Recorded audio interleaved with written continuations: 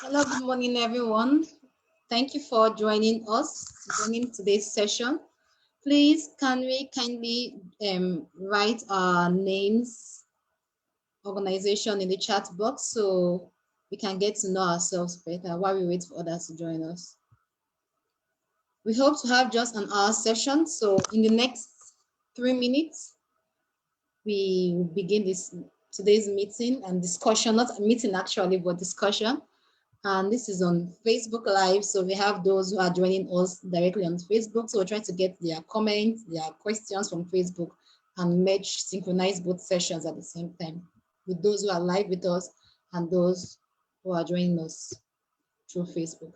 So welcome once more. Thank you for honoring our invitation. We look forward to a progressive discussion.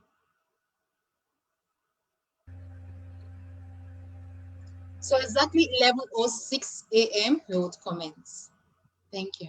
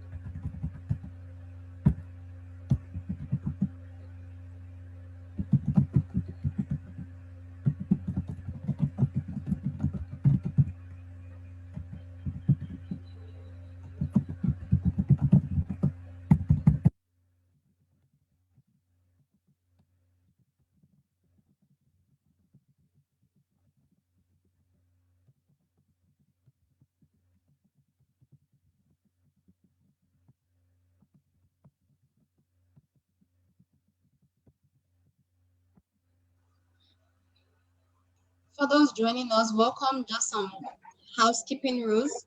Please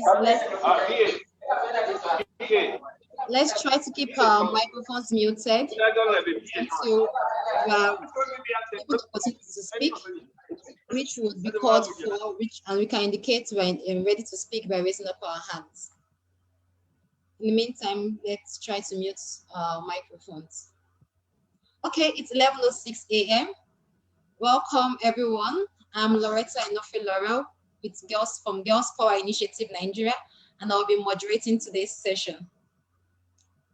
Today isn't Children's Day, but we're commemorating Children's Day, GPI, alongside the collaboration of other NGOs, including Mental Health in MHEI Initiative, as well as other Solite and the rest of us. So today, we're trying to look at the relationship of children and seeing, yes, it's Children's Day, but how is the health and well-being of the child today? What's with to present day Nigeria, where we have a high level of insecurity in the COVID wards, their activities, and especially in schools, have changed. We know many children have dropped out, and we know childhood is a form of transition and transiting into adulthood. So these and many more would be discussed today by our team of expertise speakers present with us here, and whom we are highly honored to have them accept our invitation and join us here today.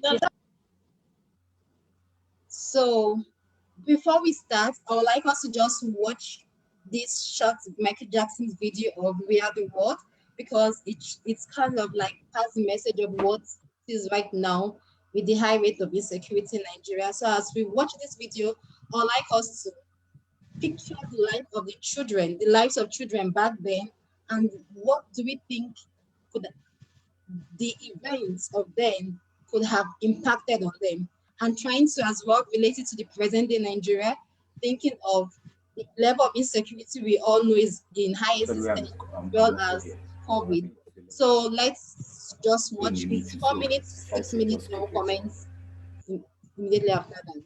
Thank you, everyone. While we do that, please let's continue to keep the chat box buzzing, introducing ourselves and trying to connect with other participants here present. Thank you very much and watch.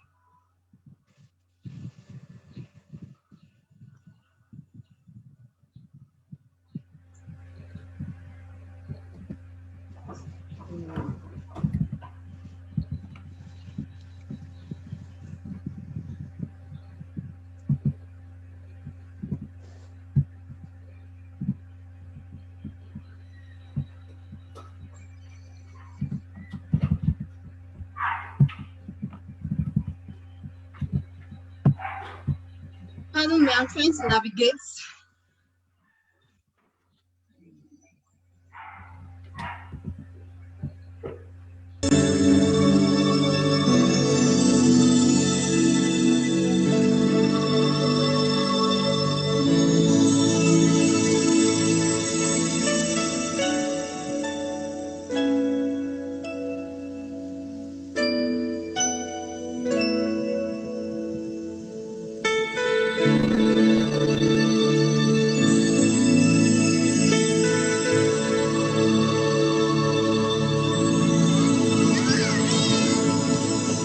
Think about the generations and to say we want to make it a better place for our children. They know it's a better world for them. And think they can make it a better place.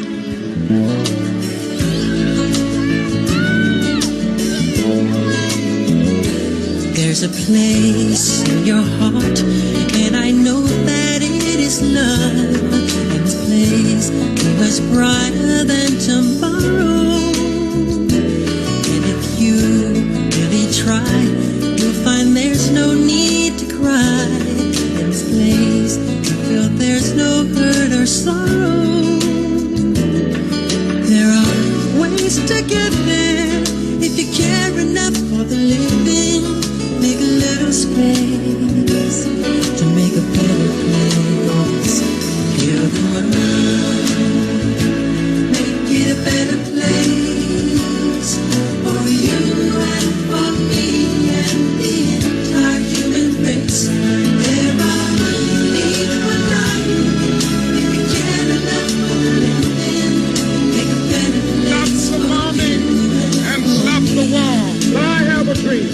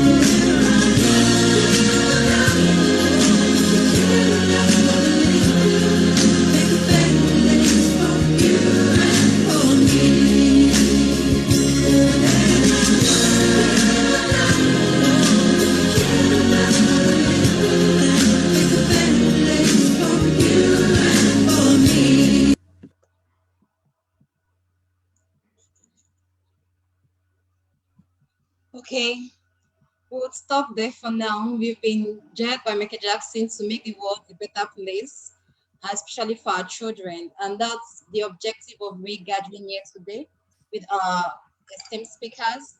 But the objective of today's session is for us to see as caregivers, as service providers, how we would help children cope better and manage their challenges, especially with their mental health, which is of high importance in order for them to be able to transit into healthy adults. For today's session is going to go through our speakers who are going to discuss with us, speak on their different areas of expertise for 8 minutes. After that, we'll have time for questions and answers. So while that is ongoing, we seek your indulgence to please make use of the chat box when you have contributions and comments or questions so that you don't forget after they've spoken. After the session, we would have time to interact one-on-one and call on the participants to hear from them. So before we start, we are going to have a brief welcome remark and a good message by co-collaborator, Mr. Zion from Mandate Health. Mr. Zion, over to you, please.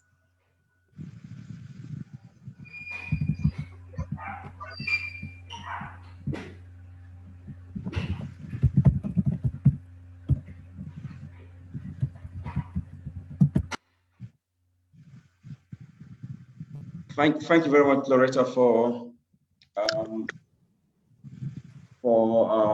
moderating this wonderful webinar. It's a pleasure having again GPI on these and other partners. For us at the Mandate Health Empowerment Initiative, it's very pertinent that we observe this day because for us to, for any reason, have hopes of better tomorrow or a glimpse of development or growth as a nation, I mean, we must deliberately invest in the children. We must consciously give attention to the health of the children. And that is why we are putting all of this together with our partners. And it's my expectation that at the end of our webinar today, we will be able to drive home some points and come up with very cogent action plan on how we can exactly support the Nigerian child, how we can enhance the health of the Nigerian child, how we as individuals and as organizations and as a nation can be more deliberate, you know, on the issues of the Nigerian child's health. Thank you very much, everybody. I look forward to having a very interactive conversation. And then, trust me, we have a lineup of amazing speakers that will be doing justice to quite a lot of topics that have been put together for this webinar. So I like to hand over back to amazing Loretta of GPI to continue on this section. Thank you very much, everyone, for coming. Thank you very much, Mr. Zion. And remember, we say when we have oftentimes we do Year of Children, we sometimes forget that they have rights. We say, oh, but they are a child now, do you know anything and things like that. But we have to consciously realize that as humans, they have human rights. So what are these rights? Because if you don't get to understand what these are, we won't be able to work well with them, to see them becoming the healthy adults we want them to be, as well as giving them the necessary support, and not just the unnecessary, the needed support to help them grow into healthy adults. So with that, we'll have our first speaker here with us, who is a child expert.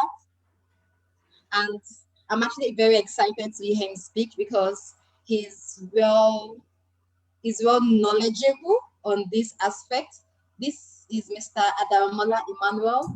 He's the founder and executive director of Emmanuel World Children Foundation, established in 1997.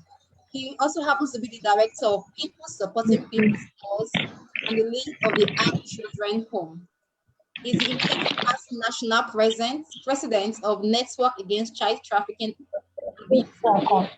NACTAL, the past Southwest Zona and board member of SACEFA, which is a network on education of children, among other leadership responsibilities. He held NCE in Agricultural Science Education, BSc Social Work and Criminology. He also holds certificates in strategic thinking and leadership, psychosocial support, counseling, and others. He's a professional in child rights legislation, including the domestication of the Ondo State Child Rights Law, and a lead force in the use of the child rights law to protect children. He's a TV presenter focusing on children and their rights for over 10 years. One of the notable TV programs is the popular Child Rights Today, Ondo State Radio Corporation and our Roots Cable TV. Complications include talking sexuality with your child, and consequences of mental failure, role of peer influences on child trafficking, amongst others. So you can as well agree with me that we have a seasoned speaker with us today who is going to speak on the rights of the Nigerian child, how has and insecurity, amongst other external factors, affected them and their well-being. So please kindly join me to welcome Mr. Emmanuel. If it was a physical event, probably would have had drum rolling or clap, so we can do that virtually. Welcome, Mr. Emmanuel. Welcome. Over to you. Thank you. Thank you very much, Loretta, for this. I'm getting myself back. Can you hear me, please? Yes, I can, but I think you have two devices on them. Yeah. So close to you. You most likely need to mute one, please. Which I've done. Okay. Let me. The second option is to move further away from one because of frequency fluctuation, if I'm not mistaken. Okay, hold on. When I get to that, I have a screen to share. Okay. It's better now. Yes, perfect. Thank you. Okay, great. Thank you very much, Loretta, for this, and I want to appreciate everybody coming here. Quickly, I will just give a minute's background. When it comes to the right of children, and when it comes to care and social care for children, I think it is more of a culture, especially in Africa. Right from the beginning, we know that taking care of children are the responsibility of the parent and all adults. That's actually why the African proverb says, it's only one person that gave birth to a child, and then we have 200 people, a community taking care of that child. So the rights are given to the children right from when they are pregnant and the likes. But the trend of event in the world today now give rise to legalize or write in black and white the rights of the children, because in some people actually affect the children negatively. So in view of that, we have from the United Nations, we have the Child's Rights Convention, and then we have the African Charter of the Rights of Children, and then we have the Child's Rights Act 2003 of Nigeria, and then we have different states now domesticating and having the laws in their states to protect the right of children. But how be, every constitution have the fundamental human right, which actually the Child's Rights Law that protects the rights of children is actually entrenched. But the major challenge today, not only in Nigeria, especially in some developing countries, is the implementation of this law. The implementation of this law in some clans, in some areas, you will see some chapter of the law having non-justiciable. And that non-justiciable means that it's either you do it, either if you have interest, you do. If you don't have interest, you leave.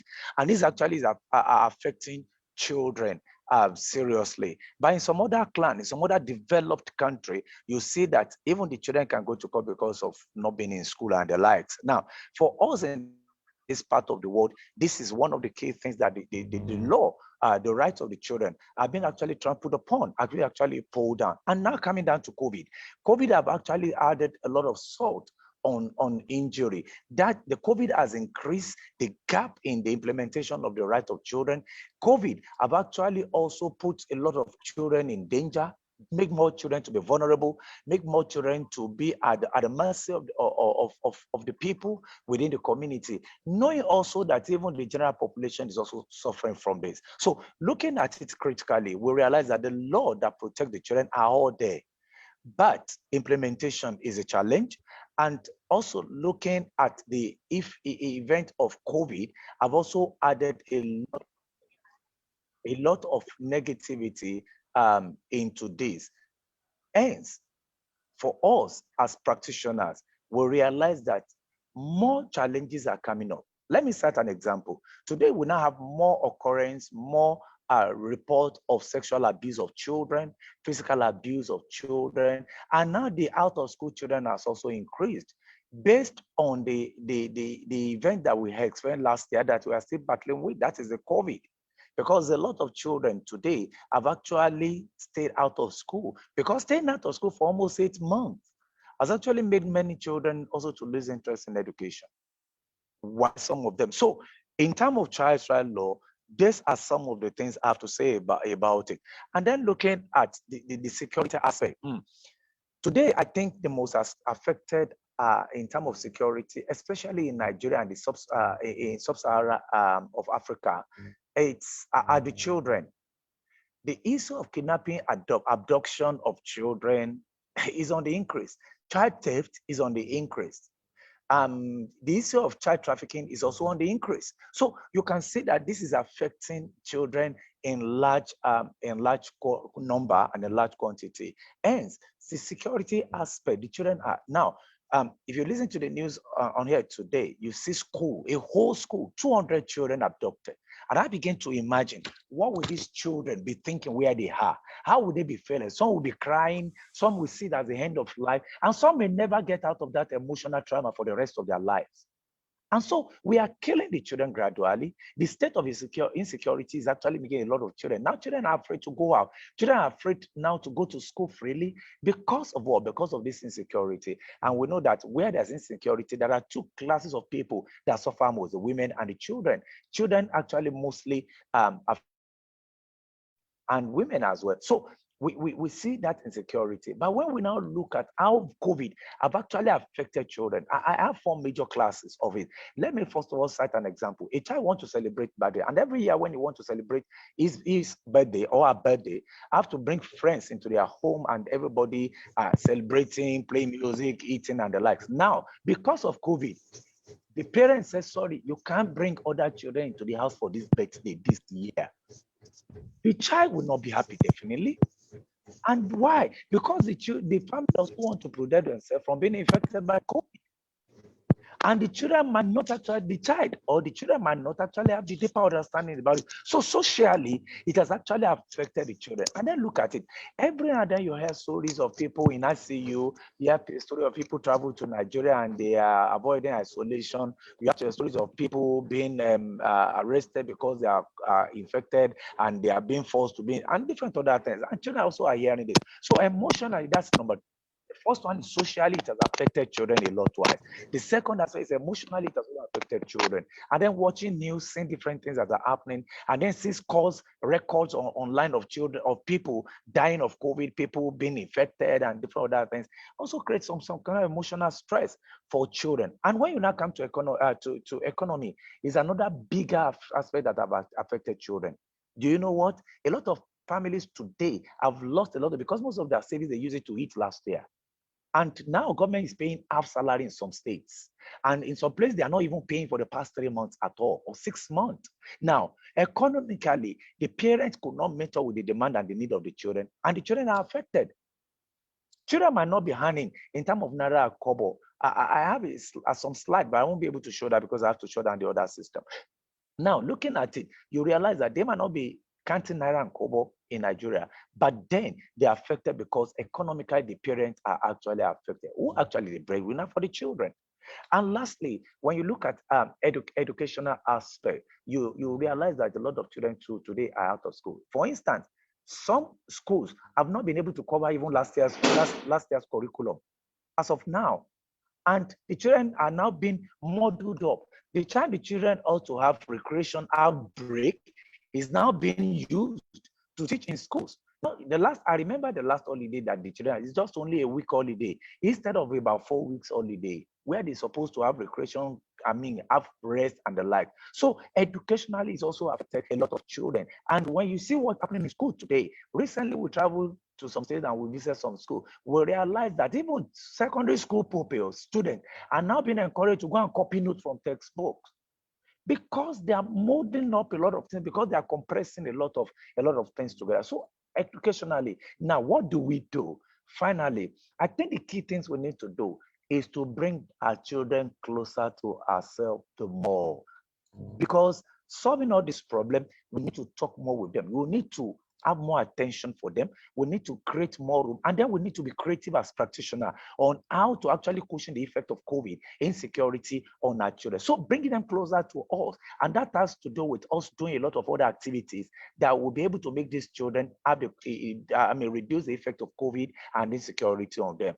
Two, also, we need also to think out of the box at this point in time on how to make our children happy, relevant, and be okay. And lastly, I always don't shy away for the God part. We need also to teach our children that about managing skills and then looking at God aspect. Teach them to pray so that they will also be able to have some kind of peace within them. And by this, we won't lose our children. We'll be able to give them the right direction, and then we'll be able to get the right result at the end of the day. I once again thank you very much for listening to me.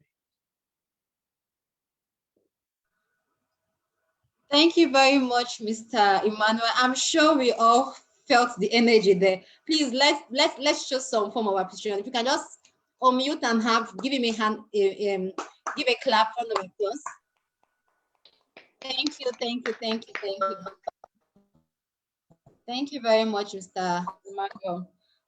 Highlights I got from this is ways children are currently being affected socially, emotionally, economically, educationally, especially in the education sector where things are muddled up. And that reminds me on one of the rights of children, which is the right to play. Personally, I love to play. And these days, I see children, they rarely have time to play, even with the schools being managed up here in Abuja, for instance. You have the morning session and the afternoon session, and the timetable has been so shrinked or modeled up. So even break, we used to have first break and second break. That is no longer in existence. So that means the right to play there is being infringed on. As he also said, in trying to one of the means of trying to create solutions, is also trying to think out of the box and proactively involving these children and bringing them closer. Seek finding means of them also having to not just doing schoolwork and trying to catch up, but having times for creative works too. So thank you very much, Mr. Emmanuel. If we have any questions, we can indicate by raising up our hands. We'll take one or two questions before we move to our next speaker, who is Dr. Suleiman Hadiza. We're honored to have you here, ma'am. She's the coordinator for non-communicable disease on the State Public Health Care Board here in Abuja. So do we have any questions or any comments on the first presentation?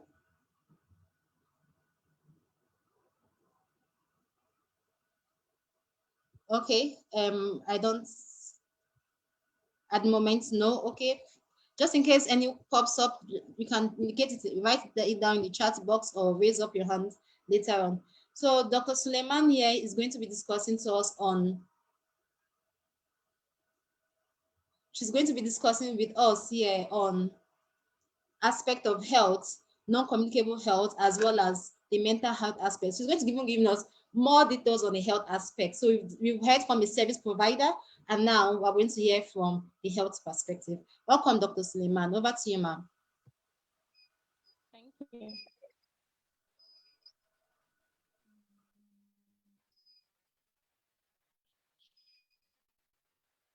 Okay, thank you for having me. I'm Dr. Suleiman, actually from the primary healthcare. I'm talking about the impacts of non-communicable diseases on the well-being and the development of the Nigerian child. Non-communicable diseases are actually non-infectious health conditions that cannot be spread from person to person or from person to animal, unlike communicable diseases.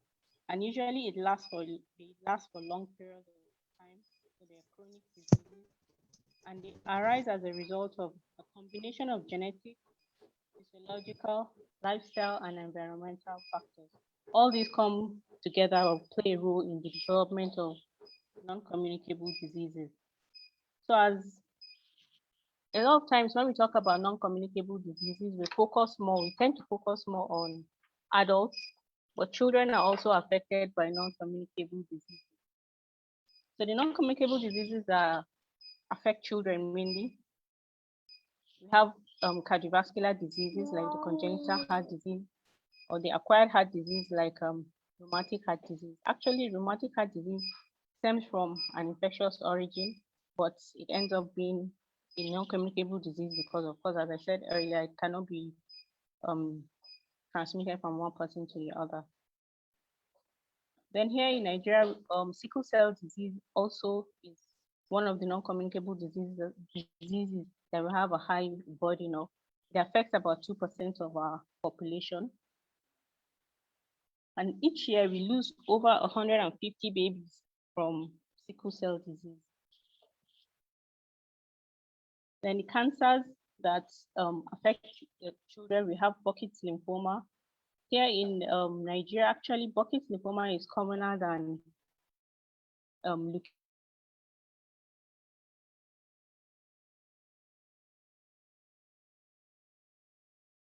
Outside the country, they have leukemias. Here we have Burkitt's in 0.46 to 0.59 per 100,000 children within the ages of 0 to 14 years. And we also have chronic respiratory disorders. This chronic respiratory disorder, things like asthma, that's the commonest cause of respiratory disorders in children, as we know. Something that is they will have to live with for the rest of their lives. Tends to do with just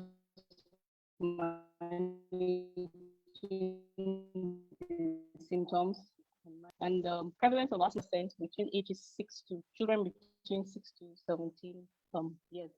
And for diabetes, usually in children, it's type 1 diabetes that tends to affect children, not type 2 diabetes. And this type 1 diabetes occurs as a result of reduced production of insulin by the pancreas.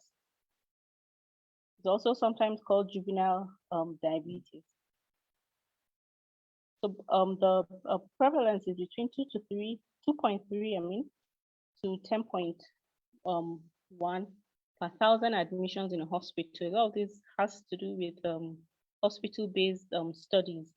Can I also say, I think that's one of the things that we don't really have. We don't have NCD register in Nigeria, so a lot of the prevalences and things like that we have for non-communicable diseases comes from hospital-based studies. And another NCD we have is mental health disorders. I'll say first of all, mental health is a state of well-being that allows a person to realize their potential and cope with the normal stresses of life, work productively, and they're able to participate in the community. So anything that causes disruption in this, such that the person is not able to work productively, or they're not able to cope with the stresses of life, will affect their mental health in one way or the other. And in children, commonly we have anxiety disorders, depression, and psychosis. Also, from a hospital-based study, the prevalence was 5.2% of the patients that come to the psychiatric clinic, that's between adults and all the patients, of 5.2% of them were found to be children. So also, children with non-communicable diseases, that's all the other non-communicable diseases I mentioned, are at risk of developing mental health disorder. Imagine a child, maybe a 3-year-old child or a teenager, having so many restrictions in their life. For instance, if a child has a heart disease, there are a lot of things the child will not be able to do that their peers are doing. That in itself is an added stressor for the child, and it can be a cause of depression for the child. So mental health disorders are an NCD on their own, and the children with other NCDs are at greater risk of developing mental health disorders. I think the previous week I also spoke about violence towards children. I think it's also considered now. Injuries is also considered as an NCD, where you have intentional injury, that's the infliction of harm to the child, either physically or sexually, as was mentioned earlier. We've had increased incidences of reports of such happening to children in this COVID era. Then unintentional injuries like accidents, it could be domestic accidents or road traffic accidents. So these non-communicable diseases, usually they affect the child. It's even in adults, non-communicable diseases, I think diseases are chronic, meaning that goes on for a long time. A lot of times there's no cure, so you have to manage it. So imagine a child being born with either being born with it or developing it during their childhood, because not all of them are congenital. Developing during their childhood or being born with a non-communicable disease like cardiovascular, congenital heart disease, or having sickle cell anemia, and having to live with this for the rest of their life. These children will need a lot of support, both from the home, from their school, and from the society at large. Unfortunately, we don't really have very good structure for this kind of support that the children need. So the impacts, these non-communicable diseases impact children's lives in different ways. It affects their physical well-being in the sense that as early as when children, especially those that are born with congenital heart diseases, depending on the type of congenital heart disease, they tend to present early. Some of them, immediately the child is born, within the first week of life, they're already presenting with symptoms depending on the severity. And for a lot of them, they have what we call failure to thrive. That's even if the child is feeding well, all the conditions are normal. It's not like the child has some other health condition. The child will just not be growing. The child will become small for age, and as they grow, they tend to become stunted. And like for children that have cancer and they have to be on chemotherapy, imagine a child, maybe a young girl, having hair loss, coping with that kind of trauma. It's not easy for a child. Then the other psychosocial impacts of these non-communicable diseases, like as I said, children, they tend to be small. They're subject to bullying. Usually the small ones always get bullied more easily. However, sometimes the bullies, they don't bully the children just because of their size. Sometimes the other kids might not understand why. Maybe why is the child not running around with us? Maybe a child that has a heart disease waiting for surgery, even though the child can manage to go to school, you don't expect the child to have the same kind of energy like the other children and be running around. So the other children will not understand. And then even when if the child has to be taking drugs, for instance, children that have asthma, if they go to school with their inhalers, things like that, expose the children to bullying. And then the children also will feel isolated. They might not understand their condition fully. All they know, maybe all they are told is you cannot do, maybe for a child that has heart disease, no, you can't go about running around, or someone that is asthmatic, if it's dusty or if it's raining, no, you can't play outside. The child might not fully understand why they cannot do all these things. So the children tend to feel isolated, and all these things tend to affect their mental health. And then for children that have sickle cell disease, as the increased amount of crisis they have, as you know, the bone pain crisis usually is very painful condition. If they've been given analgesics that are like the ones that they can get addicted to, if they've been giving them frequently, they had run the risk of getting addicted to this drug, such that they even go out and get the drugs themselves, especially those that are adolescents. Like I mentioned, these are diseases they have to live with for the rest of their life. Someone has sickle cell, unless they have a stem cell transplant, or which is not being done here, there's something that they will live with the sickle cell for the rest of their life. So they tend to get addicted to these painkillers. And on the education aspects, being in and out of hospital, they have frequent admissions, even when they might not be on admission, but they might not be able to go to school all the time because of their illness, maybe missing school because of visiting. They have to go and visit their doctors and things like that. They tend to lag behind their peers, not because they're not intelligent. A lot of them are actually very intelligent, but they lag behind because they miss school a lot. And on the economic front, financial drain on the whole family because the drugs are expensive. A lot of organizations, even if they are doing anything on NCDs, they don't cover treatment. So the treatment for the NCDs will be solely on the family, except if they have insurance, and we know the insurance doesn't usually cover, it doesn't cover a lot of things, especially things like cancer or surgery for heart disease. Insurance, our health insurance as it's being done here doesn't cover all those things. So it's really a lot of financial burden on the family. Okay, I'll also mention in primary healthcare facility settings, of course, the health workers there, a lot of these NCDs, they're not meant to treat them. Of course, they don't have the capacity to treat. A lot of the health facilities don't have doctors. Even when they have doctors, they're not skilled enough. So anytime we talk about children, we always prefer for them to see the right specialist, either if it's the pediatric cardiologist, if it's a congenital heart disease, or a pediatric surgeon, if it's something they will require surgery for, or if there's any mental health issue, they'll see a psychiatrist or a psychologist. And having a pediatric psychiatrist or a pediatric psychologist is always better than for them seeing an adult, because we tend to, for managing children, you don't look at them as mini adults, as some people call them mini adults, but the pediatrician must not hear you say that. They're not mini adults, they're just humans on their own and have their own peculiarity.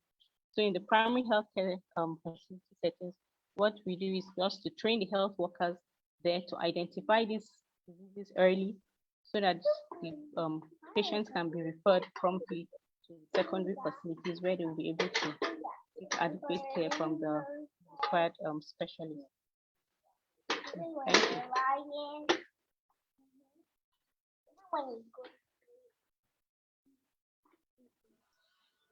Thank you. Thank you very much, Dr. Adiza. I've been taking notes and taking notes. I've learned a lot from just listening to you speak. Can we please give her a round of applause also, please? I'm sure you also learned one or two things. Please, you can also put that on the chat box. You can put that on the chat box, one or two things you learned. One very, thank you. One from her last statement, children are not mini adults, they have their own peculiarities. So we shouldn't start saying, oh, but you know this now, and pushing things aside to them or pushing responsibilities without even trying to make them understand, giving them instruction, understand why they need to do certain things. Remember, one of the 4 principles of the child is the views of the child also, and for the best interest of the child. Non-communicable disease. Thank God for a lot of awareness going on mental health issues, because while she was speaking and listing different non-communicable diseases, we'll see that one way or the other, it still went back to the mental health aspect of the child. I believe that probably in 3 years ago, 4 years ago, if I said children too can have mental health issues, I believe everybody say, God forbid, it's not possible. How can we start speaking about mental health issues for children? But let's now picture children also who have non-communicable disease in a COVID-infected world with the level of insecurity, or children with these diseases who can access healthcare services because of tension in the environments where they are. They have to pass several checkpoints. They're not sure if there'll be banditry happening or there'll be kidnapping on the roads. That's where who have to travel miles to access probably the general hospital or specialist hospital. And we can see also, it was highly mentioned on strengthened support system.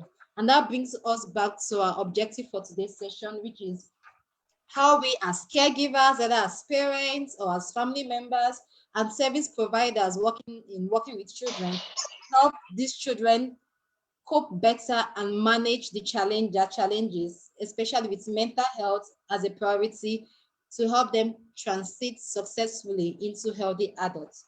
So in line with that, we are going to call on our next speaker, who is a renowned specialist on trauma. Okay, proud to that. Sorry, I just got in Mr. Inamdi, who is a security expert, will be joining us now. Thank you, Mr. Inamdi. I saw it's glad having you. So Mr. Inamdi is going to speak with us on the security issues we have. And today coincidentally happens to be the Remembrance Day of the Biafran war that happened long ago. So we can see that's the Nigerian Civil War. So, and we can imagine from the earlier video we watched, we saw how children in situations where there's high level of conflict, and Mr. Adamala mentioned it, that when it comes to conflict, children and women suffer the most. So Mr. Emmanuel here is going to discuss to us through the aspects of conflict, insecurity, and the Nigerian child. Thank you, and over to you. So I say Mr. Emmanuel, Mr. Nnamdi. Mr. Emmanuel, I don't know how come your name just keeps popping in my mouth. Mr. Nnamdi, over to you, please. Thank you so much. Thank you so much. I'll briefly share my video. I'll be as quick as possible. I'm sorry I came in a bit late. It was an interesting session. I got the last speaker. Please, excuse me. I'm sorry, before you comment, please pardon me. I'll need to read his profile. I was just trying to catch up with time. That's how come I skipped that. No, not an issue, not an issue. Let's go ahead. Let's go ahead. Don't worry. Don't worry about that. Don't worry about that. Thank you. Thank you. Okay. Thank you. Okay, so basically, I'll just want to discuss this very quickly. 5-7 minutes we're done. We are at very troubling times. We are at very troubling times. So in the last 6 months, we've witnessed a few things that were looking like they were just domiciled within Maiduguri. They were just domiciled within the Niger Delta region. We've seen it cut across different states at different times. Now, I'll be speaking to parents in here. I'll leave adults. I mean, adults should find a way around taking care of themselves, but let's talk about kids. There's a concept called radicalization. Most times when we discuss this, we bring either military or security palace. We discuss it as something that is happening to people who form extreme ideas against the government. But lately I discovered that the average Nigerian has been radicalized.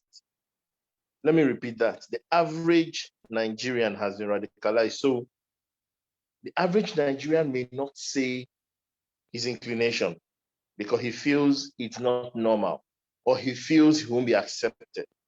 But deep down within him, for the most part, there are certain groups that when they are impacted, he doesn't see the reason why they should be impacted. I'll give you an example.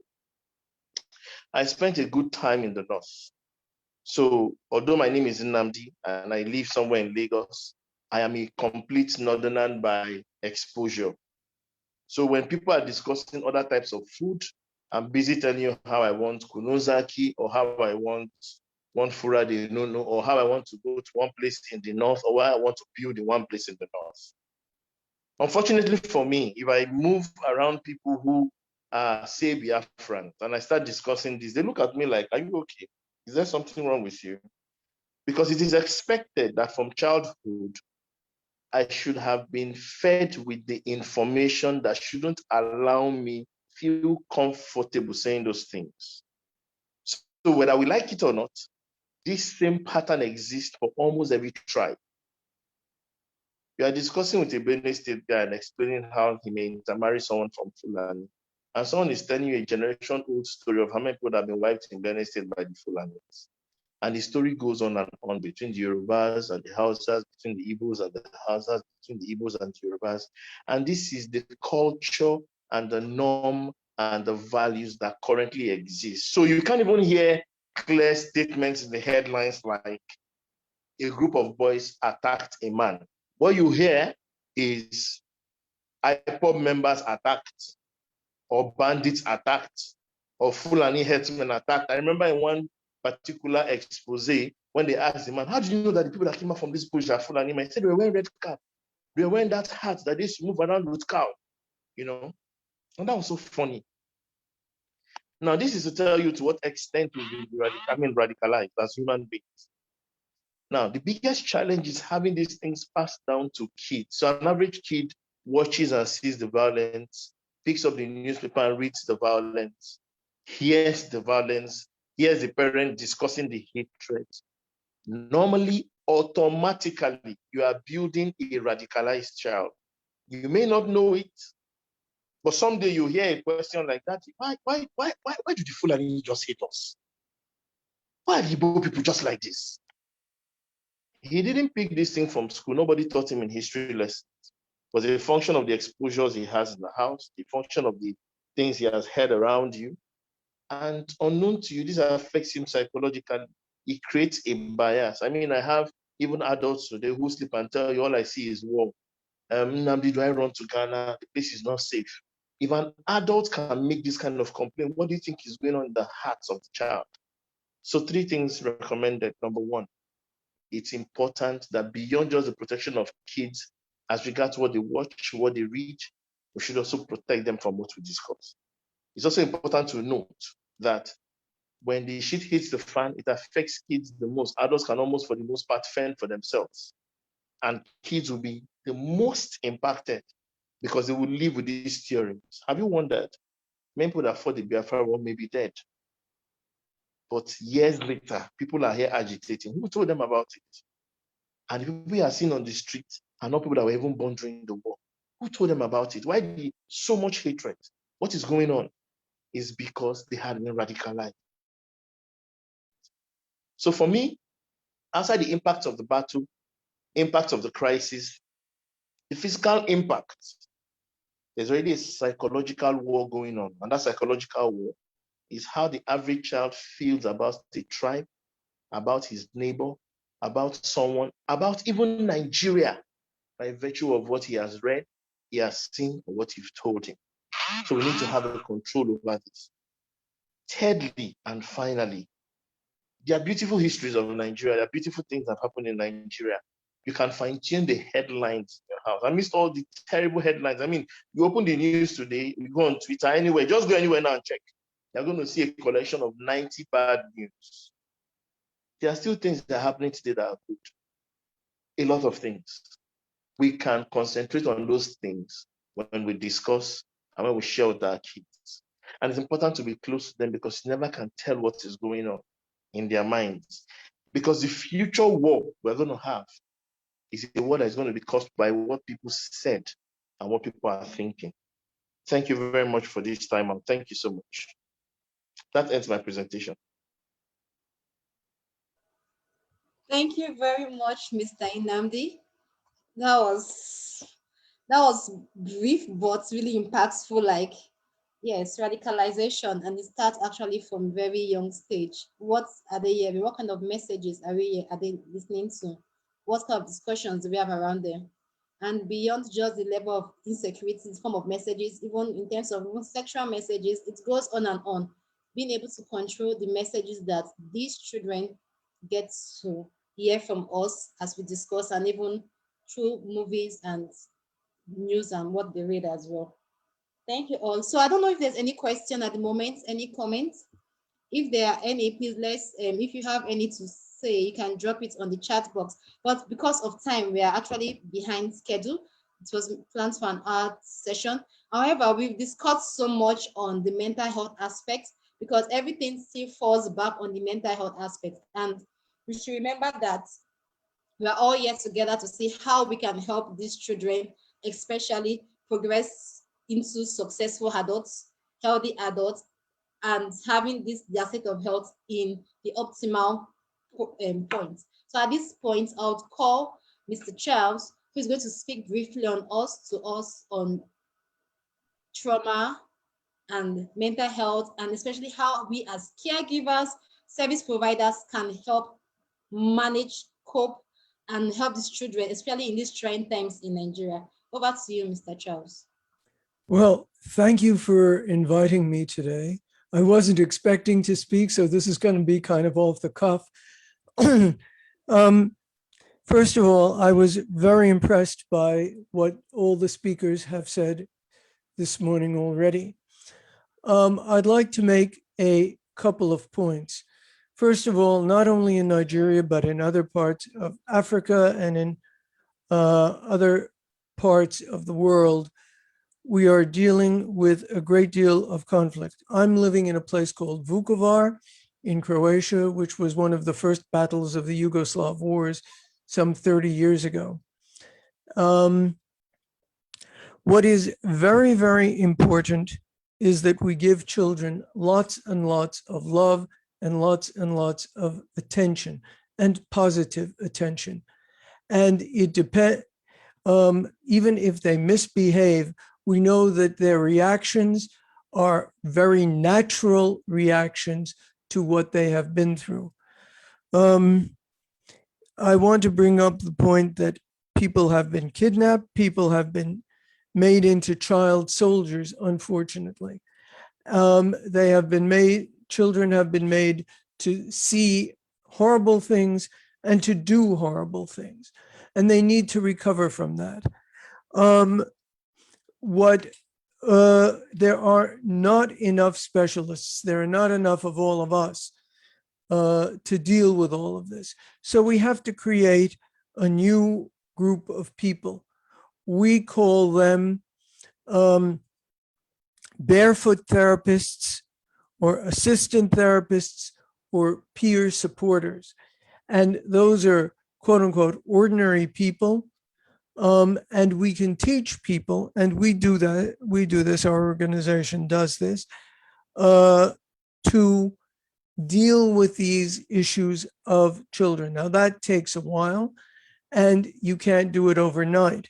So one training won't do it. So what we have been tending to do is to form groups. We do it online, and if anybody wants to, they can contact Mr. Zion, because we're in the process of forming some groups with MHEI to train people. We train people from the bottom up rather than from the top down. And that's very important because there's not enough capacity to deal with these issues of mental health. Children also have a different pattern of thinking. As the last speaker said, they do not think like adults do. They blame themselves for everything that has happened. And that's very important. And we have to get rid of the guilt, and we have to get rid of the shame that children have. And indeed, children can even help one another. We can form self-help groups. And we as adults have to also be sure, again, something that the last speaker said, that we do not transmit our own traumas to the children. Now, there's a lot of research on this, and we know that this kind of transmission goes on for generations and generations and generations. And so we have to work with both the children and the adults to stop this traumatization. And we have to do it at a very local level. The WHO has said, and there have been a lot of articles in the Lancet that have said that more than 90% of the people who need assistance in mental health are not getting it. We have to solve that. So we have to form these groups, and we have to train as many people from the bottom up as we can. By the way, we've trained people without previous education to do this kind of work. It's not, and it's very useful to do that, because the people trained from the bottom up, people who have a feeling for mental health, can be much better than the experts. We also have to take away the stigma.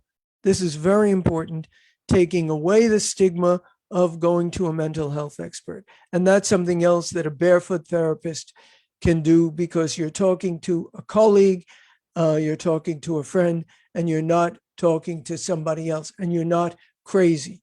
We also have to take the stigma away and saying that this is not an issue of mental illness, but it's a natural reaction to what has happened with the trauma. And we have to treat it as a natural reaction.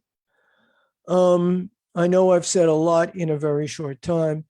If people have comments and questions, I'll also put our contact details in the chat so that people can contact us. Thank you.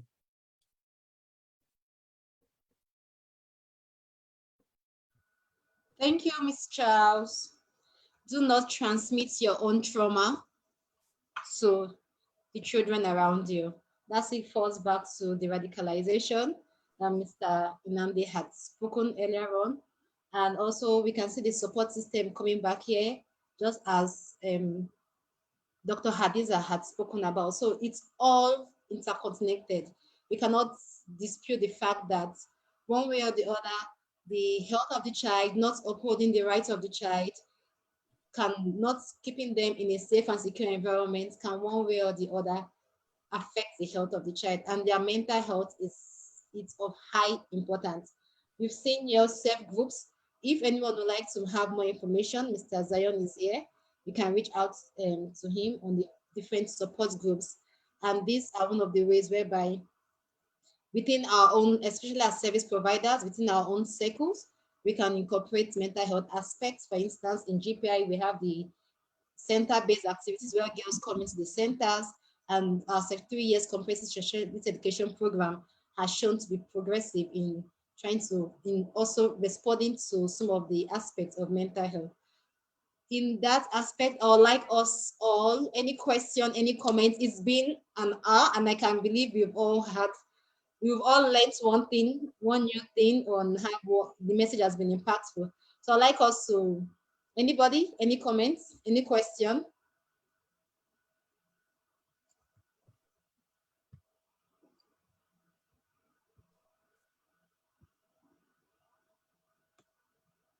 Okay, let's say it. Just let's say one thing, how are we feeling right now in one word?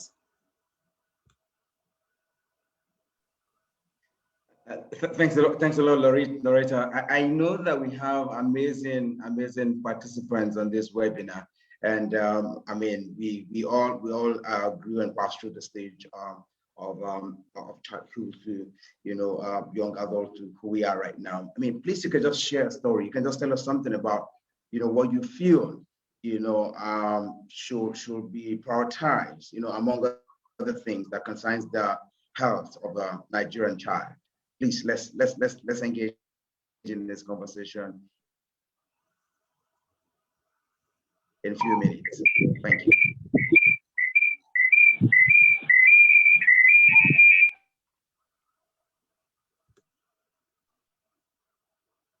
Hello, everyone. Can you hear me? Yes. My name is Okehi Okpeawele. I'm calling from, contributing from Genius Hub. I've heard all the insightful sites and all we have been talking about. I want to say that with some of the presentations, my heart really got broken. My heart broke, especially when I learned that a lot of insurance does not cover for children, for the NCD and some of the NCD cases, that there are no insurance to cover it. And so the economic effect is very great on parents. And I was wondering what we could do about that. That really broke my heart when Dr. Suleiman said that insurance does not really cover for some of these diseases. And it's so sad that we have identified things that are wrong with children, and we do not have things that cover it that can become solution to these problems.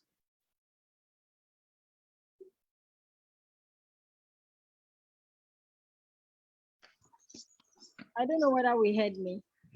Yes, we heard you perfectly. Thank you, Obey. Mr. Zion, over to you, please.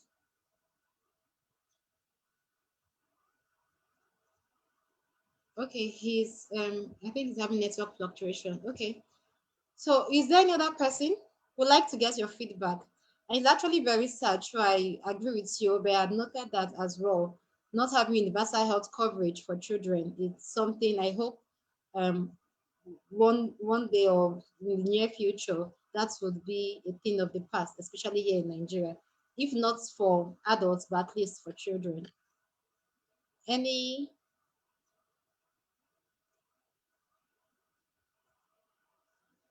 Okay. If you wouldn't be having, okay, Mr. Emmanuel, please, over to you. I can see your hands is raised. Yeah, I just wish to add also I wrote in chat that storybook. I remember when I was younger, story played a lot of parts in shaping our thinking.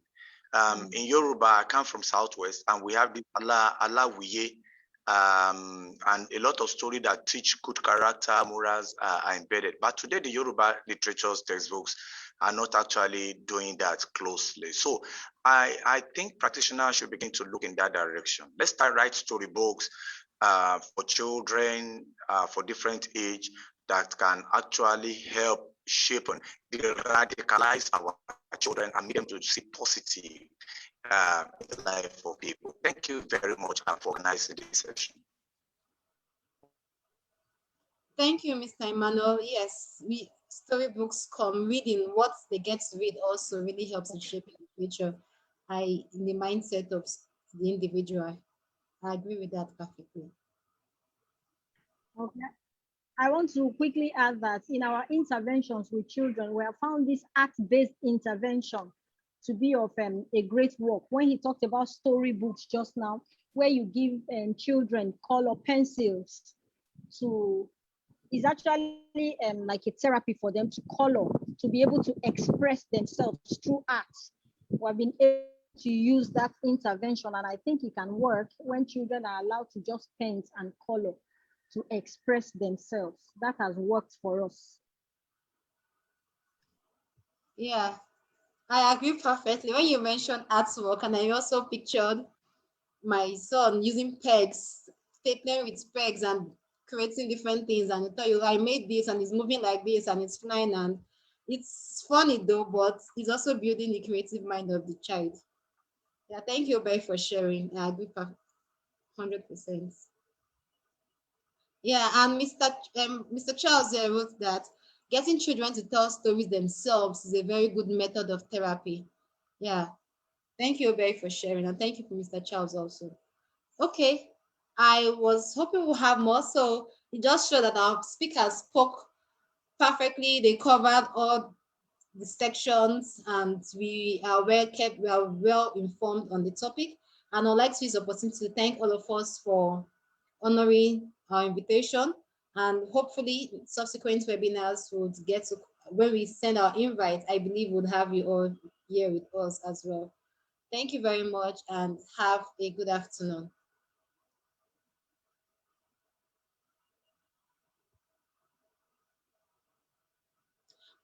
Please, before we leave, can we quickly take a group picture? Thank you. I keep forgetting about that aspect. Please, can we put on our cameras if you don't mind? Oh, Ms. Charles. Yeah, thank you. We'll take the picture at the count of 5. Hopefully by then, everyone's camera will be on. 1, the countdown has begun. 2, 3, more faces are popping up. 4, okay. I'm trying to slow down the pace here of my countdown. Okay, 5, nobody. Okay, so give me your best smile. Thank you.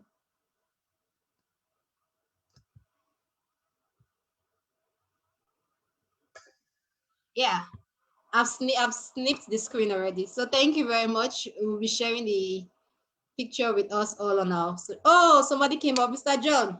Okay, because of you, we'll just try one last time.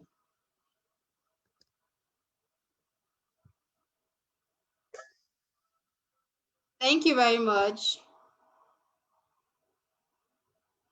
Okay, so we'll just listen to this song by Michael Jackson, Heal the World, but this time around, we don't have some gory pictures like the very first one that was shared at the earlier part of the session. This one was sung by children, reaching out to all of us here, caregivers, service providers. So please heal the world, if not for our sake, but for the sake of the future generation. Thank you as we listen and as we sign out. Thank you very much, and it's a pleasure having you all here with us today.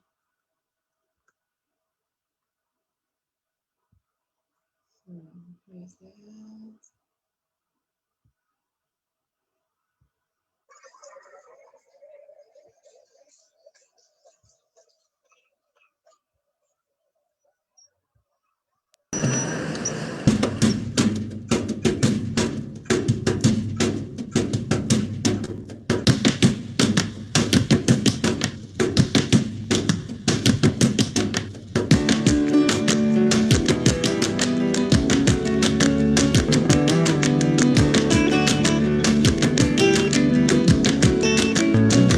There's a place, your heart, and I know that it is love.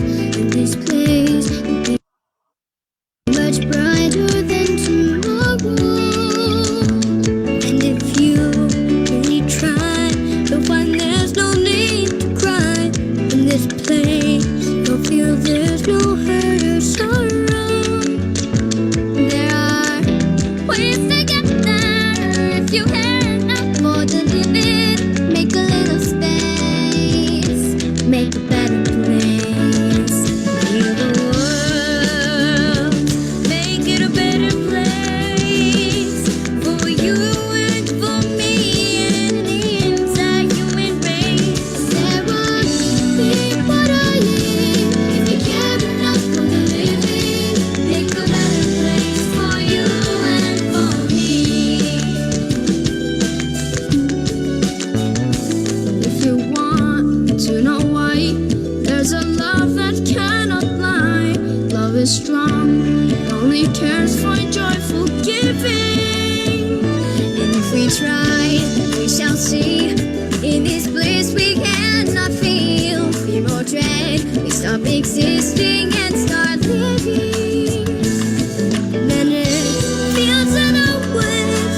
Love, love, let's grow it. So make a better world. Make a better world. Heal the world. Make it a better place for you and for me and the entire human race. There are people dying if you care enough for the living. Make a better place for you and for me. And the dream we were conceived and will reveal a joyful face. And the world that once believed in will start to get it right. Then why do we keep strangling life when this earth crucified the soul? It was plain to see this was heavenly. Save this world so precious, so blessed and so dear. Protect its beauty and splendor, don't let that disappear. Preserve our animals and plants and humankind as well, so that our future generations can have a story to tell. Protect us from evil and spread the word of good, of peace, love, justice, virtue, and brotherhood. Cause we only have one earth and we can't waste our motherland. So let's move as one force. I think it's time to take a stand.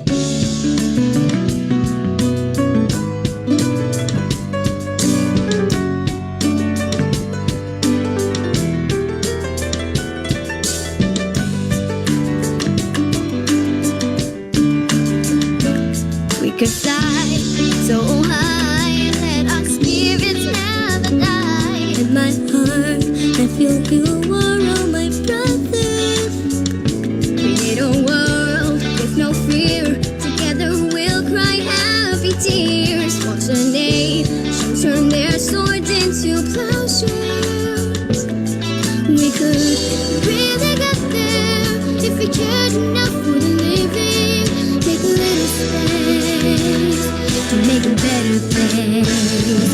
Build the world, make it a better place for you and for me. The entire human race. People dying if we care enough for the living.